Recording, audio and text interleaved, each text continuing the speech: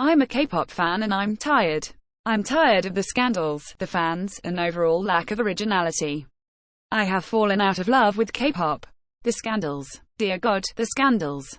Every other week an idol gets into a scandal and a bunch of pathetic fans come out of the woodworks to defend their fave's ignorance. When one group gets into a scandal, nothing gets done amongst Western stans. It's either completely ignoring the situation at hand, or deflecting it onto another group. Nobody holds their idols accountable. They think saying the statement, "I'm holding my idols accountable," is holding an idol accountable. But the thing is, I don't even know how to properly hold my idols accountable myself. As a black fan, I just quit standing most of the time, or at least checked to see when the last time they've offended someone and have they changed. I don't truly see how some of these fans hold their idols accountable. In my eyes, how to make a clear statement is to stop streaming and buying any of their products or music. But that's not entirely practical as a fan. So the only other way I can see it is if the fan constantly brings it up. But they won't. Hence why I think that international fans are terrible at getting things done. The idols or company always repeat their mistakes to the point where we as fans can't even label them as mistakes. They are clearly thought-out attacks at communities for press coverage in any form of media. I'm looking at UYG and SM. Allegedly. As a fan, I'm tired of seeing idols constantly disrespecting not only my people but other marginalized communities and treating us as commodities. Now, a lot of fans are going to be mad at me, but I can almost promise you that almost all of your faves have done some insensitive behavior. It becomes a problem when it's recurring with little to no growth behind it. Blinks are going to hate me, but Blackpink comes to mind when I talk about this.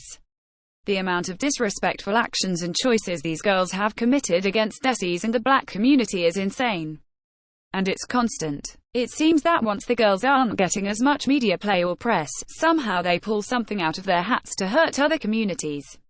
That do-rag. The do-rag that Lisa chose for herself was wrong.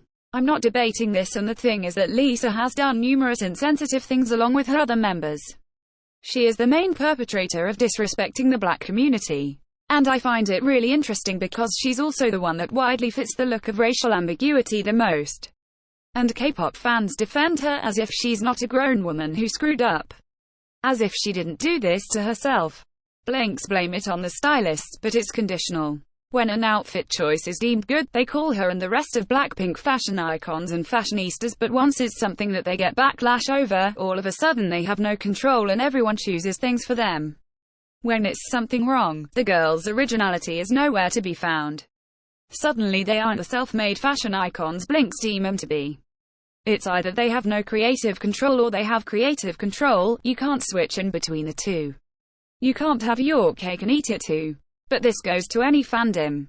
You can't say they do things themselves, but once their actions lead them into a scandal, say that they have no control and everything is chosen for them. You're directly contradicting yourself. And I'm tired of seeing it in every other week. I literally cannot trust most groups. Because they all seem to disappoint me. And that's directly why I stan one group at the moment and have largely cut back on my K-pop intake. But that's a lesson that needs to be learned for everyone. Stop putting your idols on such high pedestals. The fans. God, K-pop fans annoy me in a way I never thought was imaginable. We hold idols on such high pedestals and then get surprised when we get hurt. Stop relying on idols so much, please, I'm begging you, fans young and old. Get it together. They're real people with real lives. Now this might sound harsh or a little bit insensitive, but an idol should not be the only source of your happiness. It's not healthy for not only you but the idol. It's not emotionally stable and safe for a person's mental well-being to be tied to another human being, especially a human that they don't know and have never met. You need to take a step back. I know it might be hard, but it must be done. Go outside, play on your video games. If you're at school, focus on your schoolwork. If that's not working out, then find a hobby that doesn't involve another human being, or go see a therapist. You're hurting yourself but are also being selfish for other fans who are just into K-pop for the music. Fans like this withhold certain privileges from certain fans. Because so many fans rely so much on an idol, that idol can't enjoy their lives without worrying about not fitting the mold of what a fan thinks they should be. They deserve happiness and deserve to live their lives like any 20-something-year-old. Let them be them. And not to mention, but the fan who is depending on them is walking on a very thin tightrope. What if that idol is a bad person? What do you do then? Congrats, you've played yourself.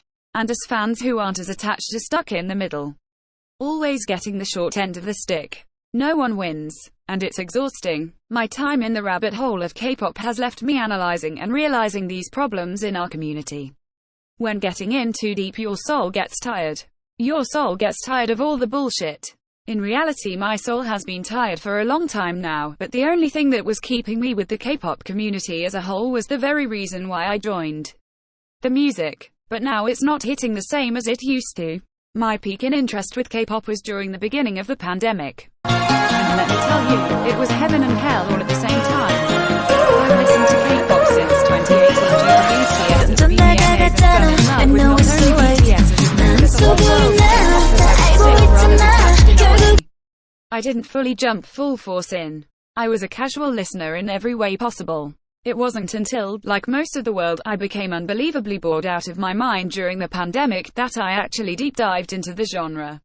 I have been an ARMY since 2018, but I just didn't care about any other groups. During 2020, I discovered Red Velvet and fell in love with their B-sides, and then I fell in love with Twice. I had fallen in love with K-pop. I had been to numerous concerts, including NCT 1, 2, 7 and SF9, but I wasn't too attached and could step away whenever needed. Your soul gets tired of all the bullshit. In reality, my soul has been tired for a long time now, but the only thing that was keeping me with the K-pop community as a whole was the very reason why I joined. The music. But now it's not hitting the same as it used to. My peak in interest with K-pop was during the beginning of the pandemic. And let me tell you, it was heaven and hell all at the same time. I've listened to K-pop since 2018 due to BTS at the BBMAs and fell in love with not only BTS as a group but the whole world of K-pop, but I was still rather detached in a way. I didn't fully jump full force in. I was a casual listener in every way possible. It wasn't until, like most of the world, I became unbelievably bored out of my mind during the pandemic that I actually deep dived into the genre. I have been an ARMY since 2018, but I just didn't care about any other groups. During 2020, I discovered Red Velvet and fell in love with their B-sides, and then I fell in love with Twice. I had fallen in love with K-pop. I had been to numerous concerts, including NCT 1, 2, 7 and SF9, but I wasn't too attached and could step away whenever needed. As I've been talking about, I fell in love and I fell hard, but with the ups the downs must follow.